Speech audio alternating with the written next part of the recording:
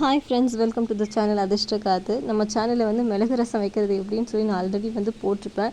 But இந்த climate பார்த்துட்டிங்க அப்படின்னா ஆடி மாதத்தில் இந்த ஆடி மாதம் முடிஞ்சு வந்து இந்த காற்றுக்கு ஒரே கோல்டு காஃப் அந்த மாதிரியே இருக்குது. ஸோ அதனால வந்து மிளகு ரசம் வைக்கலாம் அப்படின்னு சொல்லி நான் பிளான் பண்ணியிருக்கேன். இப்போ வெங்காயம் பூண்டு ரெண்டத்தையுமே வந்து கொஞ்சம் எண்ணெய் ஊற்றி நம்ம வந்து வடக்கல்ல போட்டுக்கலாம். அது நல்லா வதங்கட்டும். வெங்காயம் பூண்டு வந்து நல்லா வதங்கட்டும். அடுத்தது நம்ம மிளகு சீரகம் வந்து நம்ம சேர்த்துக்கலாம். எப்பவுமே வந்து ஸ்பைசஸ் எல்லாம் ஹோலாக வந்து சேர்க்கறது தான் வந்து ரொம்ப நல்லது. இன்ஸ்டண்ட்டாக நம்ம அரைக்கும் போது அதோடய ஃப்ளேவர் வந்து ஜாஸ்தியாக இருக்கும். ஸோ மிளகு சீரகம் நம்ம வந்து சேர்த்துக்கலாம்.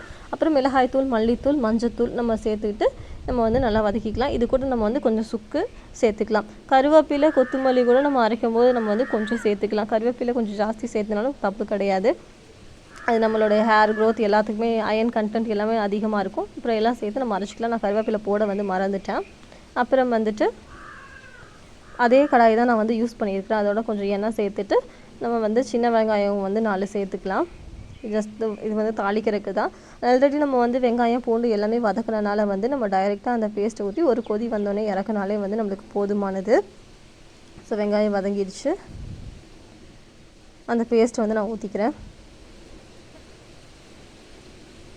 நம்மளுக்கு வந்து எவ்வளோ தண்ணி தேவையோ அந்த அளவுக்கு நம்ம வந்து எவ்வளோ ரசம் தேவையோ அந்த அளவுக்கு நம்ம வந்து நீட்டி இந்த ரசத்தை வந்து வச்சுக்கலாம். நம்மளுக்கு வந்து கோல்டு வந்து சிவியராக இருக்குது அப்படின்னா நம்ம வந்து இது அப்படியே வந்து இந்த ரசத்தை வந்து குடிச்சிக்கலாம். தேவையான அளவு உப்பு வந்து மறக்காமல் சேர்த்துக்கோங்க.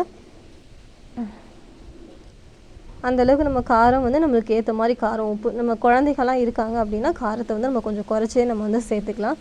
இப்போ வந்து நான் கருவேப்பிலை வந்து சேர்த்துக்கிறேன். ஏன்னா அரைக்கும் போது போட்டுக்கலாம், தாளிக்கும் போதும் கருவேப்பிலை வந்து சேர்த்துறது ரொம்ப நல்லது உணவில். இப்போ ஒரு கொதி வரட்டும். கொதி வரந்தோடனே நம்ம வந்து இறக்கி வச்சுக்கலாம். ஸோ வந்து நம்ம ரசம் வந்து தயாராகிடுச்சு. கீப் வாட்சிங் டு தி சேனல். தேங்க்யூ.